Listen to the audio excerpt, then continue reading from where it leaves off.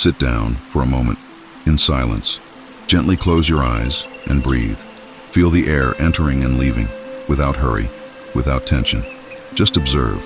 What are you feeling right now? Perhaps the restlessness of a thought that refuses to stop, the memory of something that has passed, the worry about something yet to come. The past and the future pull at your mind like restless children, and you, distracted, forget the present. This is the great silent tragedy of humanity, the inability to be here and now.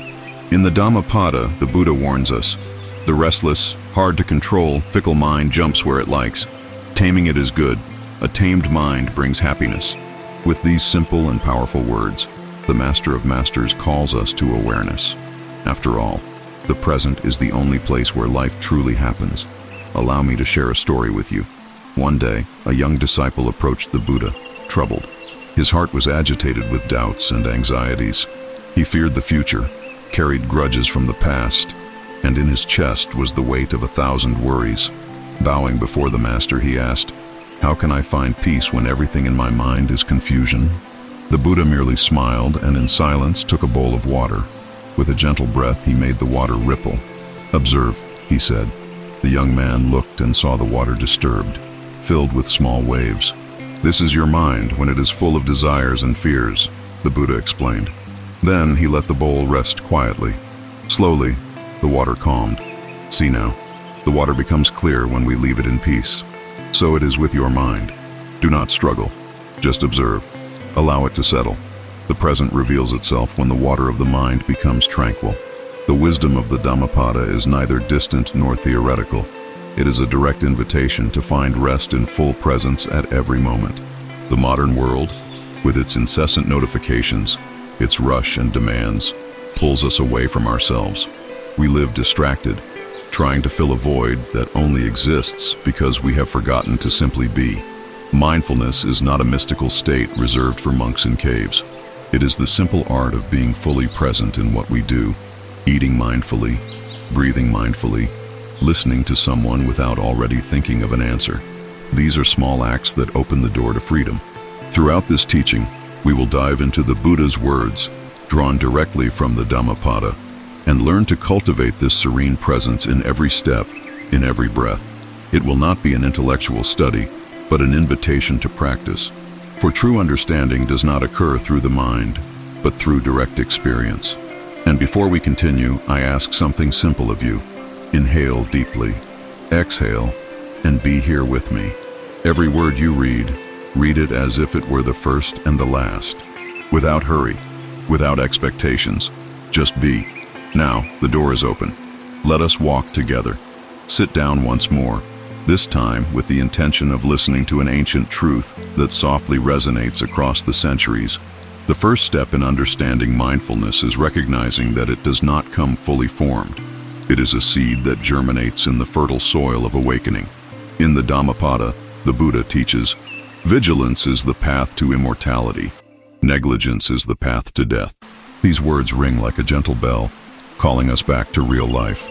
Not the one we imagine or fear, but the one that exists, here and now before our eyes. From the moment we wake in the morning, our mind begins its restless dance. We think of what is to come, we regret what is past, and we forget to feel the texture of the sheets, the freshness of the air, the warmth of the first ray of sunlight. Without noticing, we abandon ourselves before even taking the first step of the day. The birth of mindfulness happens in that moment when we stop, truly stop, and realize that we have been absent. This realization is a portal. It is not about guilt, nor about excessive effort. It is simply the gentle awakening. Ah, I was not here. Now I am. That instant holds the power to transform an entire existence. Imagine a still lake. When the surface is calm, we can clearly see the bottom. When the surface is agitated, everything appears distorted. So it is with our mind. Presence is born when we cease fighting thoughts and simply observe. When we accept the flow without clinging or rejecting. There is an ancient Buddhist metaphor that says, the mind is like a wild horse. If the horse is forced, it rebels. If the rider is patient and compassionate, the horse learns to trust and gradually calms. Taming the mind is, therefore, an act of kindness, not violence. In this first step of the path, I ask you, observe. When your mind wanders, smile gently. Bring it back softly, like inviting a child to sit beside you. That constant return is the birth of mindfulness. Do not expect perfection. Simply embrace the beauty of beginning again. Throughout this chapter, we will explore simple yet profound practices that can be woven into daily life. A conscious pause before starting a meal, mindful breathing before opening an email, looking up at the sky while walking. Each action, performed with presence, transforms into a sacred altar.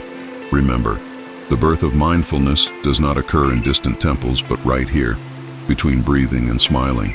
And each time you return, the soil of your soul becomes more fertile. The Buddha smiles in silence, and you too can smile.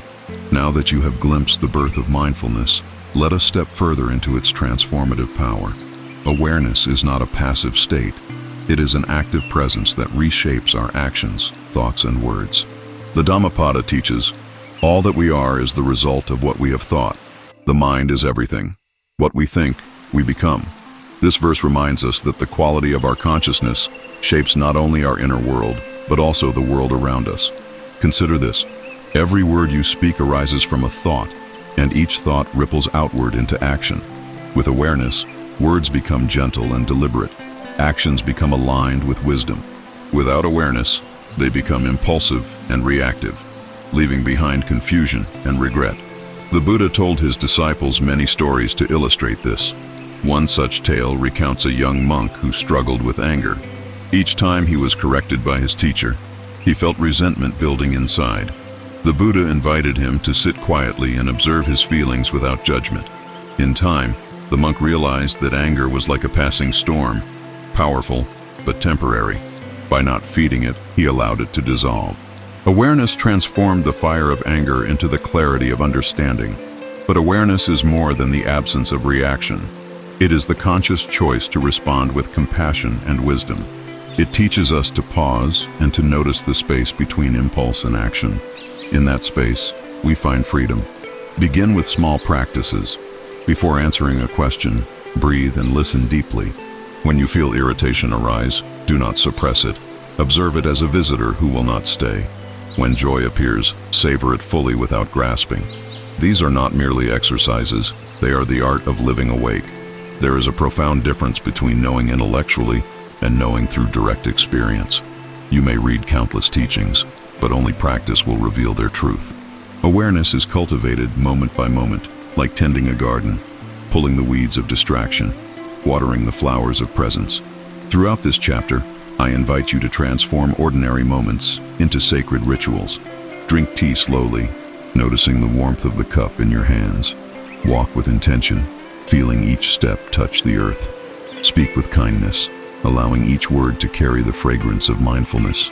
The transformative power of awareness is not reserved for special occasions. It is the gentle art of waking up to life as it is, right now. And as you do, you become a beacon of calm in a restless world. The Buddha's light shines not only in ancient texts, but in every breath you take. And through your presence, others will feel it too. With awareness beginning to blossom in your mind, let us now turn to the sacred vessel that carries us, the body. The Dhammapada teaches us that the body and mind are not separate but deeply interconnected.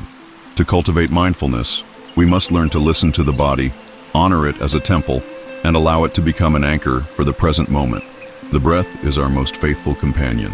It begins with us at birth and remains until our final moment. Yet how often do we breathe without noticing? In each breath, there is an invitation to return. Inhale, feel the air entering, cool and nourishing. Exhale, release the weight of tension. With each conscious breath, the mind settles, the heart softens, and presence becomes natural. The Buddha taught simple yet profound techniques of mindful breathing. He instructed his disciples to sit in stillness, observing the breath as it flows in and out, without trying to control it. This practice, called anapanasati, is a gateway to peace. The breath becomes a mirror, reflecting the state of the mind, fast and shallow in moments of agitation, deep and calm in moments of clarity. But mindfulness does not live only on the cushion. It extends to every movement. Walk slowly, feeling each step as a kiss upon the earth. Wash dishes with full attention, feeling the warmth of the water and the smoothness of the plates. Eat with awareness, tasting each bite as though it were the first time. These ordinary actions become sacred rituals when performed with presence. The body also teaches us impermanence. The stiffness in the joints, the aches that come and go, remind us that everything is transient. By observing the body without judgment, we cultivate patience and humility. I invite you to begin each day with a small practice. Before rising from bed, place a hand on your heart and take 3 conscious breaths. Feel gratitude for this body, for this life, for this moment. Throughout the day, pause often. Breathe with awareness. Let the body guide you back to the now. Remember, the body is not a burden, it is a doorway. When treated with kindness and respect, it becomes a temple where mindfulness can dwell. The Buddha's wisdom echoes not only in silence and thought, but also in every breath and every step. In honoring the body, we honor the present moment, and in doing so, we awaken to life's profound simplicity. As we deepen our journey into mindfulness, we arrive at a place many fear to visit, the realm of emotions. In the Dhammapada, the Buddha speaks with compassion and clarity. Conquer anger with gentleness, evil with goodness, meanness with generosity, and lies with truth. These words remind us that emotions are not enemies, they are messengers. To live mindfully is to meet each emotion with open arms, without clinging or pushing away. Anger arises, fear visits, sorrow lingers, joy sparkles briefly, and all of them are passing clouds in the vast sky of awareness. When we resist an emotion, we give it strength. When we grasp it, we become entangled. But when we simply observe, we become free. Let me share a story. A monk once asked the Buddha how to deal with overwhelming sorrow. The Buddha took a small bowl of salt and placed it in a cup of water. "Taste this," he said. The monk did so and found it bitter. Then the Buddha poured the same salt into a lake and asked him to taste the water. It was fresh. "Your sorrow," the Buddha said, "is like this salt. The bitterness depends on the vessel you hold it in. Expand your heart, and sorrow will lose its sharpness." To accept emotions without attachment is to become that vast lake. Notice the emotion as it arises. Name it softly. Anger is here. Fear is visiting. Feel it in the body. Where does it sit? Is it hot, tight, heavy? Breathe into it without judgment. Allow it to stay as long as it wishes, knowing it will leave when its lesson is complete. Compassion is essential. Often, we are harsh with ourselves for feeling what we feel, but the Buddha reminds us, kindness begins within. Embrace your humanness, imperfections and all. Each emotion is an opportunity to cultivate patience, understanding, and love. Throughout this chapter, I invite you to sit with your emotions as you would with a dear friend. Listen deeply, without rushing to fix or analyze. In doing so, you will discover that emotions, when honored and released, become stepping stones to wisdom. Life is impermanent, and so are its storms. By practicing acceptance without attachment, we learn to dance in the rain, smile through tears, and stand calmly in the winds of change. This is the art of emotional mindfulness, gentle, courageous, and liberating. As our understanding of mindfulness deepens, we now turn to the practice of silence and the conscious use of words. In the Dhammapada, the Buddha gently reminds us, better than 1,000 hollow words is one word that brings peace. In this teaching, we see that silence is not emptiness, but fullness, a space where wisdom arises and where every word chosen carries weight and clarity. In a world filled with noise, the value of silence cannot be overstated. Silence is not merely the absence of sound, it is the presence of deep listening. When we cultivate inner stillness, we become able to hear not only the words of others, but also the subtle whispers of our own heart. Consider moments in your life when silence spoke louder than any words.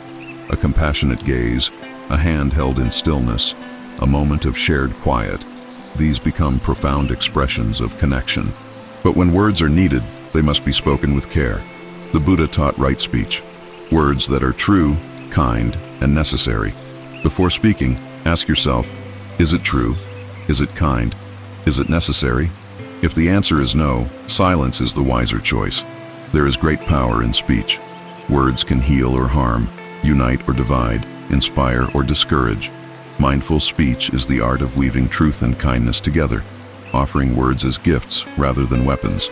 In daily life, Practice speaking slowly and with intention. Listen without formulating your response. Pause before replying. Allow space for silence in conversations. It gives room for understanding to grow. Stories from the Buddhist tradition speak of masters who answered questions with silence, allowing the student to find the answer within. Sometimes, silence is the greatest teacher. Throughout this chapter, I invite you to observe your words. Speak with honesty, but temper it with gentleness. Offer praise freely and criticism sparingly. And most importantly, learn the wisdom of when not to speak. The art of silence and conscious speech transforms not only conversations, but relationships and communities. Words, when chosen mindfully, can plant seeds of peace that flourish long after they are spoken. In each moment of speech or silence, the opportunity to cultivate harmony is present. This is the gentle, powerful path of mindful communication. Having cultivated presence in thought, speech, and emotion, we now turn to the art of living mindfulness in the world. The Dhammapada teaches, "As a flower does not pick and choose who to give its fragrance to, so too should the wise person offer kindness to all beings." The practice of mindfulness is not limited to solitude or meditation. It blossoms most fully in daily life, in our relationships, and in the simplest of actions. Mindfulness at home means listening deeply to loved ones without distractions, cooking meals with care, and turning routine chores into rituals of presence. In the workplace, it becomes the art of focused attention, patient dialogue, and responding rather than reacting. Consider the ordinary moments: folding laundry, sweeping the floor, writing an email. Each task can be performed with reverence and awareness. Monastics often say, "When you sweep the floor, sweep your mind." In each action, there is an opportunity to clear inner clutter. In relationships, mindfulness manifests as presence without judgment, compassion without expectation. When you speak to someone, let your entire attention rest with them. When you encounter difficulties with others, see them as teachers showing you where patience and understanding are needed. Even in times of busyness, you can pause. 3 conscious breaths between tasks reset the mind. A moment of gratitude before meals anchors you in abundance. I invite you to create small mindfulness rituals: a mindful morning stretch, silent tea at midday, or walking barefoot on the earth at sunset. These simple practices ground us in the sacredness of life. Balance is key. Too much striving in mindfulness can become rigid. Instead, allow your practice to be gentle and natural, like a flowing stream. There will be moments of distraction. Welcome them with a smile and return. Living wholeness in daily life is becoming a presence of peace in the world. Your calm radiates outward, influencing family, community, and beyond. The Buddha's teachings are not merely words, but seeds to be sown in the soil of daily action. As you walk this path, remember, each step, each breath, each word carries the potential to transform not only your life, but the world around you. In your presence, others will find refuge. In your mindfulness, others will discover hope. This is the quiet, radiant power of living wholeness in the world. As our shared journey through the art of mindfulness reaches its closing pages, pause once more. Breathe in deeply. Feel the fullness of this moment, the quiet space where wisdom, compassion, and clarity meet. Throughout these teachings, we have explored the wisdom of the Dhammapada, from the first awakening of attention to living it fully in the world. We have learned to observe the restless mind with kindness, to honor our breath and body as sacred tools, to embrace emotions without clinging, to speak with intention, and to transform daily life into a path of presence. And yet, this is not an end. It is but the opening of a lifelong practice, a gentle unfolding of awareness in each moment. The Buddha's teachings are like seeds. They require tending through patience, humility, and steady practice. Let me leave you with one final story. A young disciple once asked the Buddha, "Master, how long must I practice mindfulness?" The Buddha smiled and replied, "Until your last breath." This is the invitation, to carry these teachings beyond these words into your daily life. Each time you breathe with awareness, you water the seed of presence. Each time you respond with kindness, you become a living embodiment of the Dhammapada's wisdom. Before you leave, I ask you, how will you bring mindfulness into your life today? How will you turn ordinary moments into sacred rituals? Share your reflections with me, and let us walk this path together. And if these teachings have touched your heart, I warmly invite you to subscribe and continue to accompany me on this journey of deeper wisdom and peace. The path is open, the way is clear. Walk gently, breathe fully, and may your life become a reflection of calm presence in this world. Now, let us begin again.